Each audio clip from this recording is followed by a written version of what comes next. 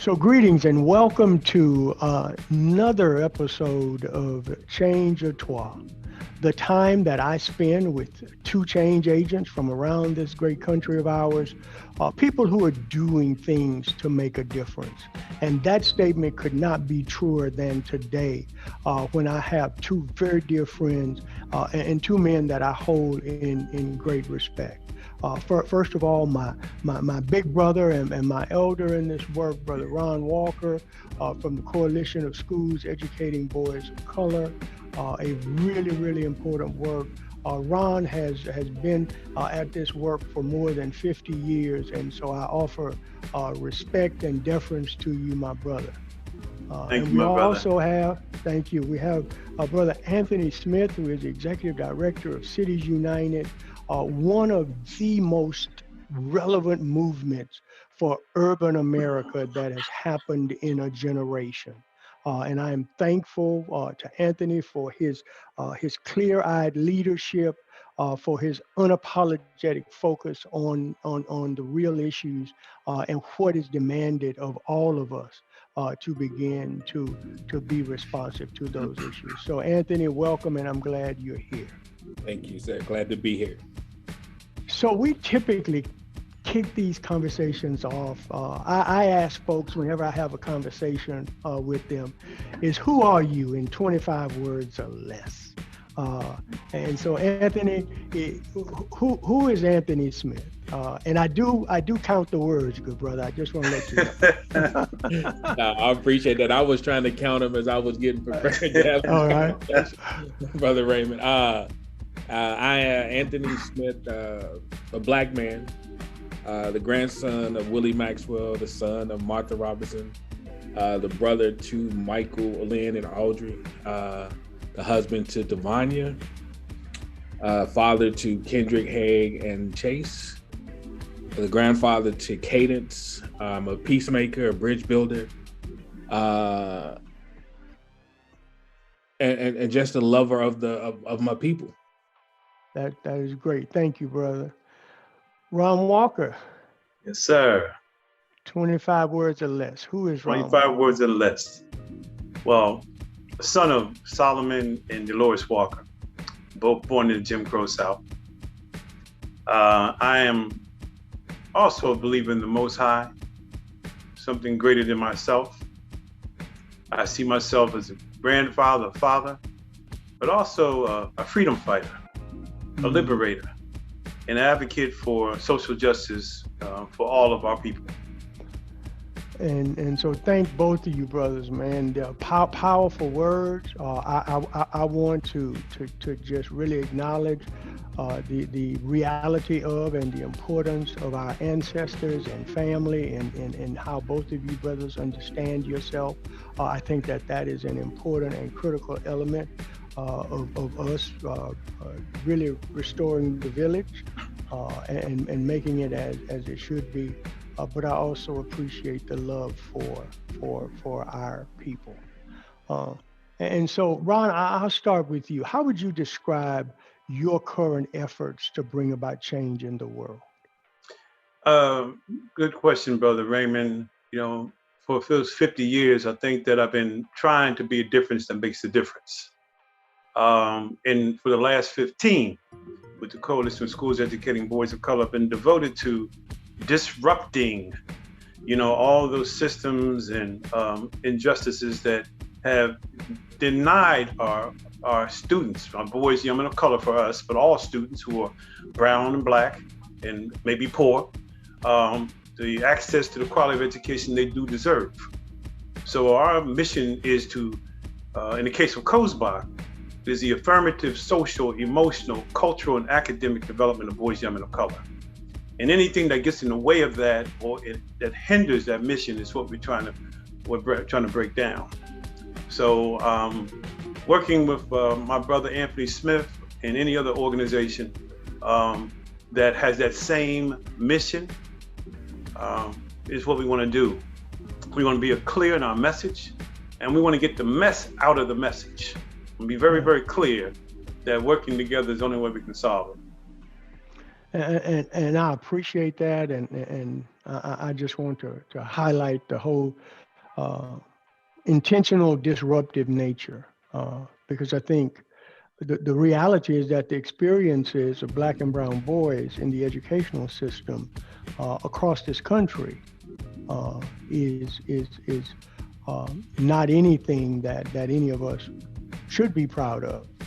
In my community, uh, of the Black boys who make it to ninth grade, uh, less than 50% graduate, and they make up 39%, 37% of the student body, but more than 87% of the suspensions and expulsions. And I'm sure in your work, and Anthony, as you travel across this country, you see those statistics replicated over and over again. So Anthony, how would you describe your current effort to bring about change? Yeah, again, really excited to be here with you, Brother Raymond, and you know, Brother Ron is a mentor, a friend, and all of this work. So really appreciative of the time that I get to spend with him, even on screen when we can't do it in person as much as we would like. So I think this is just another journey on my life's purpose, what I get to do right now with Cities United, right? So Cities United really is focused on making sure that all of our young Black men and boys and their families live in communities that are safe, healthy, and whole. Really focused on how we reimagine what public safety is and how we keep our kids and our families safe. Our ultimate goal is to reduce the homicide rate of young Black men and boys in half by the year 2025. Young Black men and boys 14 to 24, who data shows are the most at risk of being a victim of violence, community violence, gun violence.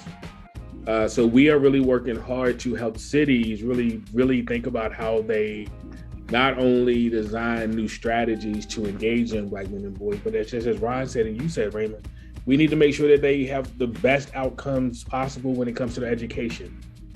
They need to be able to find good quality paying jobs, right? So we've got to change this whole system that we have been created that pushes our young men in harm's way, right? It's not that they wake up and decide that that's just the life that they want. They don't have many options. They don't have many choices, and they don't see what's possible because we have dimmed their dreams and we've cut them short.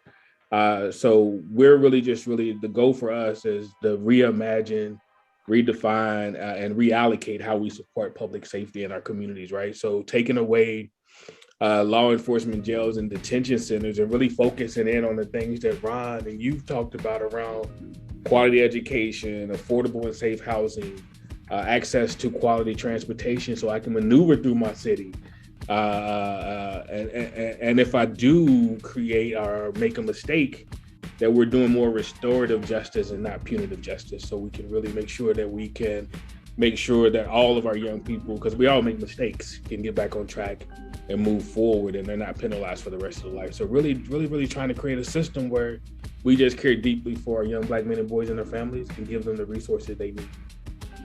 So I really want to jump in on that point with both of you guys, because let me share with you what I heard, and one of the reasons that I'm so excited to be with you and why I am such supporters of both of your work.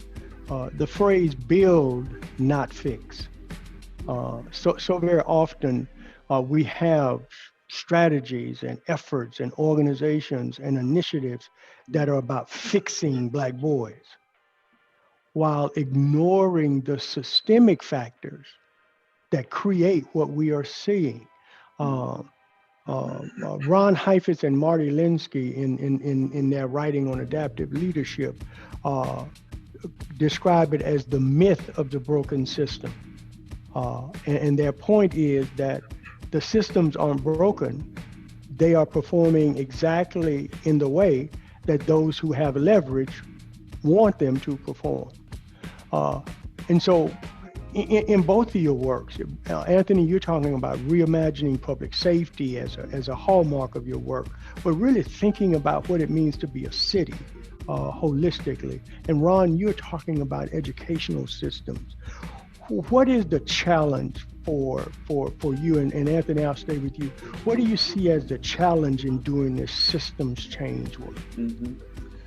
Well, one of the challenges, and Anthony and you stated both succinctly and on point, as the system is used to doing what it's been always doing.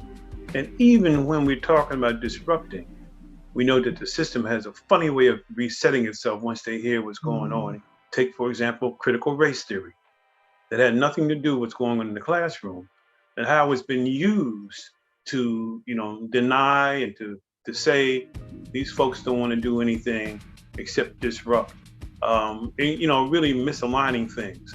So part of it, education, my space, and I have a simple mantra in education, in schooling and education are two different things. And what's been happening so ubiquitously with our children especially is they've been schooled, or there's been the effort to school them. And all that is for compliance. It denies the opportunity for critical thinking. It denies the opportunity to express one's genius and talent. And as you said, we know that our young men have embedded in them the genius to do great things. Now, education is about liberation. And so very clearly for COSEBOC, we want to do the liberatory work. And so just as Anthony said, creating safe and whole and healthy communities, schools are embedded in those communities. And one thing we've realized from the pandemic is how unhealthy schools are. Now there's a flush, there's a Niagara Falls of money coming from the federal government. And too many school districts still don't know what to do with that. So will it be money to do what they've been normally doing the same old way? Or where is the reimagination? So part of our effort, COSEBOC, is to really help schools and school districts to reimagine in a sense that's about liberation, not compliance. It's about making sure that we touch in a very important way the cultural chord. See, because education has been in our DNA for generations and generations and generations. You just study the work of people, intellectuals who talk about education doing segregation in the South particularly. So we're not alien to excellence, but what we're alien to is systems that don't value who we are. So part of our work is to lift that value up, to help our young men particularly not only understand who they are. Once they understand who they are, that purpose becomes clearer of what I can do. And so that's why we do the Male Rite of Passage program. That's why we have a set of standards that say, here's where we should aspire to. And that's why we need to be working closely with Cities United and all any other agencies that talk about the collective work, not the singular work, which is part of the challenge. We have to learn how to work collectively. Thanks. And Anthony, talk about the challenge of systems change work from your perspective. Yeah, Brother Ron spelled it out great, right? And when you think about systems, right, and you think about the systems in this country, every single last one of them was put together not with us in mind. The ones that were put together with us in mind was to contain and corral us, right? When you think about the school system that was designed, it was not designed for us to be a part of it. It was designed for white folks and white kids. We had our own system and then it integrated, right? But these systems were never designed for us to be successful. They were always designed for the ones that were designed with us in mind was to make money, right? So it's hard for folks to let go of resources and the capitalism that the systems give to them, right? So when you think about the prison system, right, we've been trying to get folks to stop using private prisons for years. Mm-hmm. They're not going away because they happen to be mostly, I'm speaking from Kentucky, in rural counties that provide jobs for rural white folks, right? Mm-hmm. And it also gives them a base of population because they get to count them in their census tract and all of these things. So to your point, Brother Raymond, systems are designed in a way to allow for folks to continue to oppress and to make money off the backs of Black and brown folks, right? So when we talk about systems change work, we've got to realize that we're in this for a long haul. We are part of pipeline of folks who have been trying to change the system since day one. We all got work to do. But I think because we're all stuck in the same mental models, it's hard for us to even to imagine what's possible, right? So when we talk about reimagining public safety and we share our framework with folks,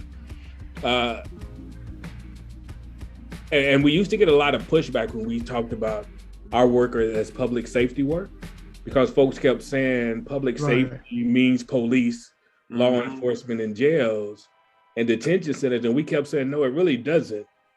If you truly are asking me about, if you ask people about what makes them safe, that's not what they're going to tell you, right? They're going to tell you that's the after effect when something happens. What really keeps me safe is knowing I got a place to lay my head, knowing that I have access to food, knowing that I can send my kid to a quality education and they'll come back home to me, right? There's a whole lot of other things that keep me safe.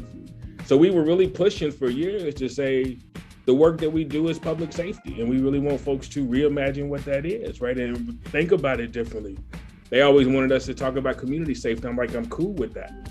But if we don't redefine what public safety is, we're going to continue to invest in the things that don't keep us all safe. Amen. And that helps white people feel secure and feel safe, but it does nothing for Black folks, right? So we got to have this conversation, and we're there now. And I think as Brother Ron said about the cash that's going into the school systems, it's also coming into cities, and it's also coming into counties, it's also coming into states. We've got to help them understand how to invest those dollars. These are like once in a lifetime investments. And if we get it right now, we can change the course of this country. But we got to be willing to invest in those who we've disinvested in or divested in so long, and be okay with that, and not let folks who have always had resources talk us into a different route. So, boy, this is so rich. I want to ask both of you guys a question, and I want to take a word from Ron and a phrase from you, Anthony. Brother Ron talked about disruptive. And Brother Ron, you lifted up the issue of, Brother Anthony, you lifted up the issue of mental models. And I put those together because the mental models around public safety and urban communities, and Brother Ron, in education, the mental models are powerfully entrenched. How do we disrupt them? What ought we be doing in order to shake up the mental models that keep that prison industrial complex and the pipeline to prison and other things about education? What should we be doing? Well, one of the things that we are working hard to do, the change agents are these young men we're working with. You know, and we are working very hard for them to see the full picture of their life. You know, for example, just another observation in terms of public safety and how it affects our people. You know, climate in a lot of the hood where our folks live have no trees. And we've now suddenly seen how that lack of shade, right, enhances, furthers health problems. You know, so again, it was one of the things we don't really talk about in the community, but one of the things we must talk about. So what I want our young men to do is to be the ambassadors, to be the scientists of the community, you know, to really be astute in what makes that community run, what makes the system, because how are you going to battle the system if you don't understand the system? You know, so, and part of that, if I said, the average school does not talk about system disruption. Why would they? Because it disrupts what they're already doing. So, you know, what we're trying to do through our rite of passage program, particularly, is endow these young men with a critical eye to be asked those essential questions that typically they're not supposed to ask them of themselves, to ask them of their families, of their community. I think the other thing that we have to do, and Anthony and I have talked a lot about this in terms of disrupting systems, is learning how to work together. Now, it's easier said than done, but we've been on enough committees, we've been enough in the same room, but there still is that challenge of saying who leads, who follows. Because again, part of what the system wants to do is to create a scenario where there's only so many resources in the trough, and we all got to run and put our nose in it, and who gets last doesn't get anything. Well, it's got to be a better way for us to talk about how we allocate resources, how we support one another in authentic talk, and how we learn from history, from movements that have come before us. And I find that we don't do that enough either. But we continue to make some of the same old mistakes, and we continue to get the EGO leading the way over the WE, you know, so it gets that personality as opposed to collective wisdom that I think is necessary. And we got to model that for the young people. Yeah. Anthony? Yeah, I think that last piece around the collective, I think what has hindered us and holds us back is that we have gotten we've got into this mental model that I got to take care of mine, right? Mm-hmm. I've got to get to a place, I got to arrive so that I can make sure my kids are good, my household is good, when it really has always been and should be about the collective. Right, we do work on behalf of, but do we really do it within partnership with, right? So I think there's a lot of shift there. So, you know, we got to start thinking about cooperative models. We got to start thinking about, you know, Brother Ron and I and another brother started thinking about how we merge our organizations at one time, right? How do you pull all of this stuff together, right? So that we're not out competing for money with each other, but we're working in partnership. I know what my strengths is, Ron knows what his is, Brother Dove knows what his is. How did we do that in partnership, right? How do we not have 30 plus organizations doing the same thing, but we have one organization that's working in partnership with each other? So I just think there's a lot of opportunity for us to do more collective work. I also think we've got to be willing to not go to the typical best practices and to typical research that we know that has built these systems, right? We got too many smart people who have research that we don't even use, mm-hmm. who have models that we don't use because it hasn't been evidence-based and approved by white folks, right? So some of this is that we've got to be willing to go out on a limb for folks who are doing innovative stuff in our community and highlight that. There's a couple of things that we're doing in Cities United in our place-based strategies here in Louisville. One's called Russell, a Place of Promise. The Russell neighborhood is a historic Black neighborhood that has started seeing a lot of investment coming in, right? So we're like, cool, how do we do investment without displacement? How do we make sure when this investment that's coming in that it supports the people and the businesses that have been there for generations? So, you know, we've been working in partnership with the community, coming up with a community compact and a pledge to say, if you're going to do work in Russell, this is what it needs to look like. Mm-hmm. This is how we want to work with you in partnership. And then also, as Ron talked about the young people, I used to work for city government here in Louisville, and I work for city governments all across the country. They're not putting together pipelines for young Black men to be leaders in cities, right? I got into a leadership role almost by accident, right? Somebody knew me, we talked, I ended up getting a job. So we created a civic engagement fellowship where you took young men, Black men, ages 22 to 26, put them into a 2-year fellowship where they were getting a full-time salary with benefits. They were city employees, and it was really a way to say, let's rotate them through different city departments, let them understand how the ins and outs of city work with them as a cohort, because there was 10 of them. We brought 10 young men in, work with them as a cohort. So they're doing stuff together, they're understanding each other. Because in my mind, if we did that right, 10 years from now, the leadership inside of Louisville would look different, right? Because you run that fellowship every 2 years, and then you created this pipeline of young men who want to be public servant leaders, who want to run for office, but who knows how to make policy based off of their lived experience and based off what they've learned in school, right? So we just got to be a little bit more creative, and we got to do this as a collective, but we got to Ron's point, celebrate each other, lift up each other, and point to our work more so than we point to other people's work about what's working and what's important. So both of you guys, thank you so much. Both of you guys mentioned this major influx of money. One of you described it as once in a lifetime investments in education and in cities. Um, I'd invite both of you, and Anthony, I'm going to start with you on this one. I'd invite both of you to imagine that there is a committed activist who is watching this conversation in the very near future, and they're wondering what can they do to make certain that their city utilizes the funds in a way that really enhances the well-being of all communities. And Ron, they want to make certain that the funds in education are really used in ways that liberate and educate all students, and especially young Black boys and young men.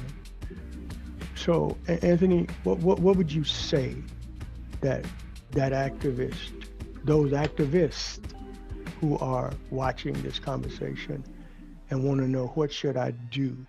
Yeah. What would you say to them? So there's a number of things. One, go online and look up American Rescue Dollars and see how much your city got, right? So figure out how much your city and county got.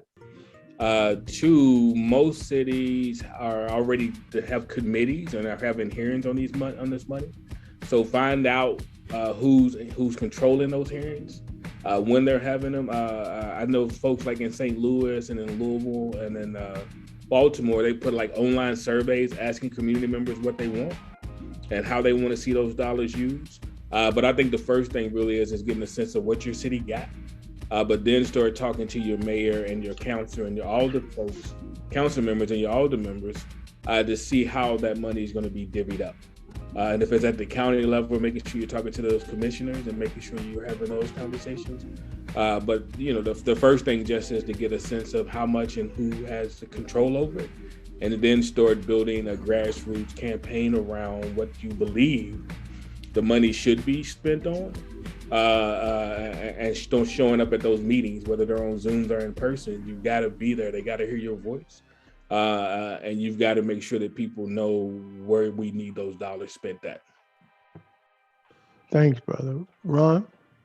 I certainly piggyback to say that one of the things we have to do better at in terms of activating our parent in the larger community is letting them know that this money is their money, that their taxes, this money, they have a stake in this. So certainly being active and being at those meetings, those school board meetings, expressing how they want to see this money used. I think the other thing too is to understand a paradigm, particularly for those parents with a young man, with sons or daughters, doesn't matter, that, what do you want your daughter to be able to do, understand, and know differently when they come out of school? And you got a choice. Either they can go through the rote method of being schooled, where it's for compliance and not for critical thinking, or it can be for something that's greater than themselves and for liberatory, that they'll be someone's who can make the difference and change systems and change the paradigm, help the community. I think we have to use those places where we can gather to talk about what should our kids look like when they leave school. Churches, civic centers, barbershops, wherever we gather. What should our students look like? And see, we haven't had that kind of conversation often enough or deep enough to help our parents and our future activists to know that, look, we got a stake in this. We've always had a stake in this. But if we render over so much to Caesar that we can't understand that we have an opportunity to liberate ourselves and being the change agents of the future, we'll keep on doing the same old. So, I think that sort of a notion that Detroit is doing. Miss Buckman, Shalonda Buckman, who leads the parent and family organization in Detroit, when she knew that the money was coming out, she lobbied, and she happens to be an activist person who works within the system, but she lobbied the superintendent and said, look, some of this money needs to go to those community agencies that are educating our kids after the school hours. Now, we're all working on the same way to educate the same child. Shouldn't they get some of these resources that the federal government's putting out? And in fact, she was able to leverage that, so X number of community agencies is getting some of that ESSER money. So, we got to really think differently out the box, if it's going to schools, what are you doing with it? You know, and it had to do with the cultural affirmation. What does the professional development look like? Who's standing in front of our teachers, giving them professional development? Is it the same old vendors? Or is it an open process where new thinking, new resources can come into place? We got to tip the whole barrel over. So thank both of you guys for just a really, really rich conversation.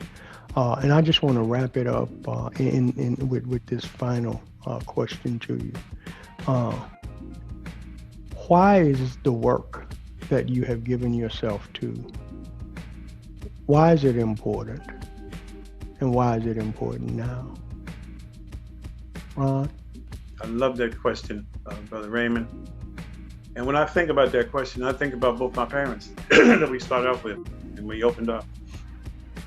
My father, South Carolina, never went to school a day in his life.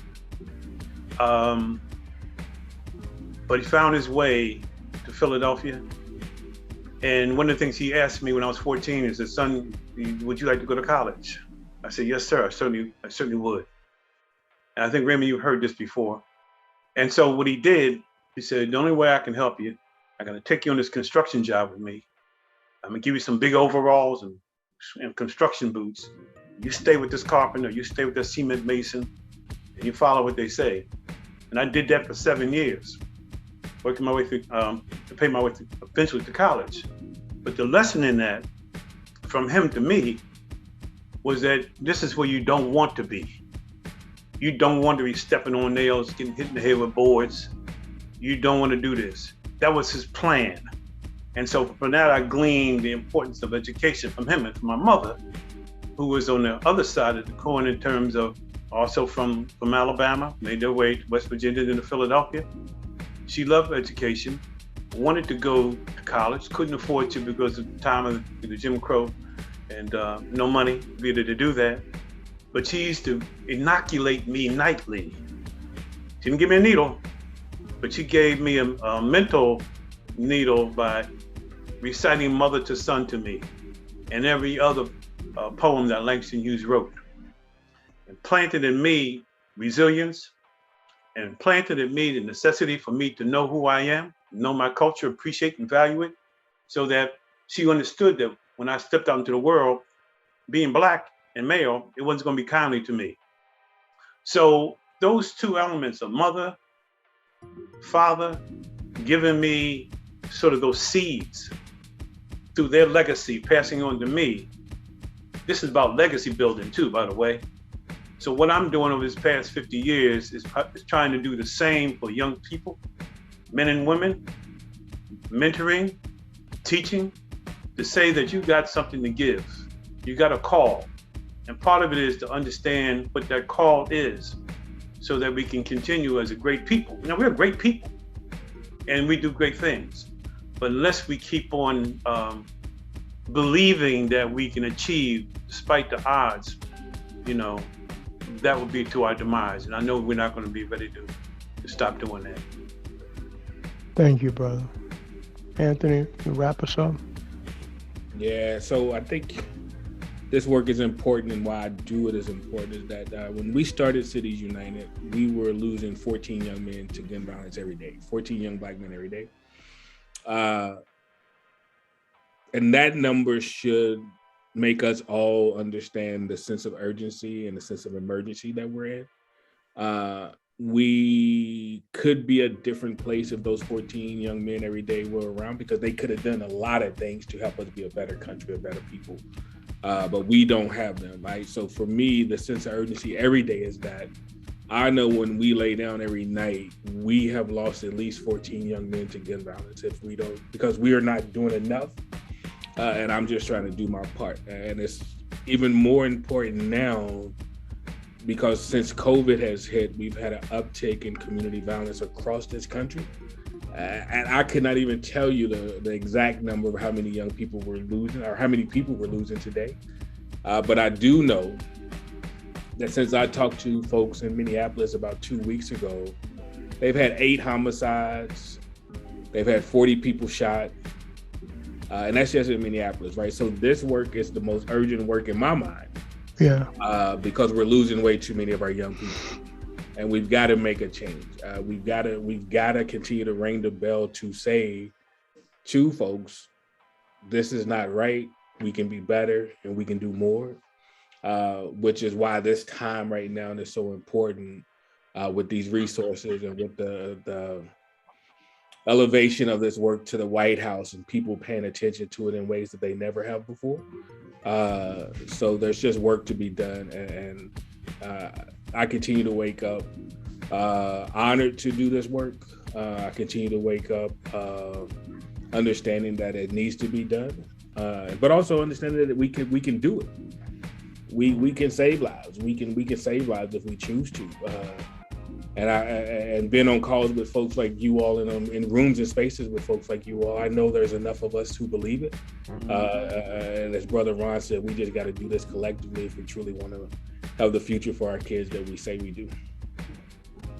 So before I thank you guys, I just want to really affirm and lift up the importance of the collective effort that both of you have talked about.